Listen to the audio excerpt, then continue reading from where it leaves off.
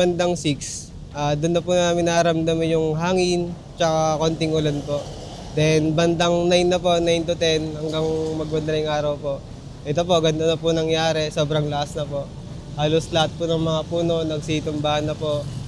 At yun po, paglabas po namin kanina, ganda na po natnan namin, sobrang sirang-sirang na po talaga. At ayun po, kitang-kita rin po dito sa harap, nasira rin po talaga yung poste po ng kuryente. At di ko po alam, baka sa susunod na araw po bumalik ang kuryente dito sa amin.